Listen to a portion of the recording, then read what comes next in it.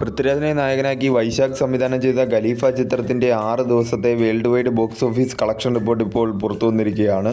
ചിത്രം 6 ദിവസം കൊണ്ട് വേൾഡ് വൈഡ് 33,93,00,000 രൂപയാണ് നേടിയത്. കേരള ബോക്സ് ഓഫീസിൽ നിന്നും 14,51,00,000 രൂപയും കർണാടക ബോക്സ് ഓഫീസിൽ നിന്നും 1,10,00,000 രൂപയും തമിഴ്നാട് ബോക്സ് ഓഫീസിൽ നിന്നും 41,50,000 രൂപയും തെലുങ്കു സ്റ്റേറ്റിൽ നിന്നും 8,50,000 രൂപയും റെസ്റ്റ് ഓഫ് ഇന്ത്യയിൽ നിന്നും 33 ലക്ഷം രൂപയും ഓവർസീസിൽ നിന്നും 17,49,00,000 രൂപയുമാണ് ചിത്രം 6 ദിവസം കൊണ്ട് വേൾഡ് വൈഡ് ബോക്സ് ഓഫീസിൽ നിന്നും കളക്ട് ചെയ്തത്. ചിത്രത്തിനൊരു നെഗറ്റീവ് പ്ലസ് മിക്സഡ് ആയിട്ടുള്ള റെസ്പോൺസാണ് കേരള ബോക്സ് ഓഫീസിൽ നിന്നുൾപ്പെടെ നേടിയെടുക്കാൻ സാധിച്ചത്. ചിത്രത്തിനൊരു ഡീസൻറ്റ് ഹോൾഡാണ് കേരള ബോക്സ് ഓഫീസിൽ നിന്നുൾപ്പെടെ നേടിയെടുക്കാൻ സാധിച്ചിട്ടുള്ളത്.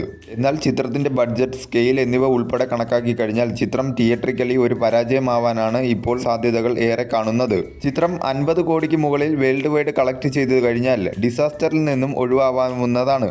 എന്നാൽ നിലവിലെ ബോക്സ് ഓഫീസ് ട്രെൻഡ് അനുസരിച്ച് ചിത്രം 40 കോടിക്ക് അടുത്തുവരെ ആയിരിക്കാം കളക്ട് ചെയ്യാനുള്ള സാധ്യതകൾ കൂടുതൽ. അങ്ങനെ വന്നു കഴിഞ്ഞാൽ ചിത്രം തിയേറ്ററിക്കലി ഒരു ഡിസാസ്റ്ററായി മാറുകയായിരിക്കും. 2026 പൃഥ്വിരാജ് നായകനായി രണ്ടാമത്തെ ചിത്രമാണ് തിയേറ്ററിക്കലി ഒരു പരാജയത്തിലേക്ക് പോയിക്കൊണ്ടിരിക്കുന്നത്.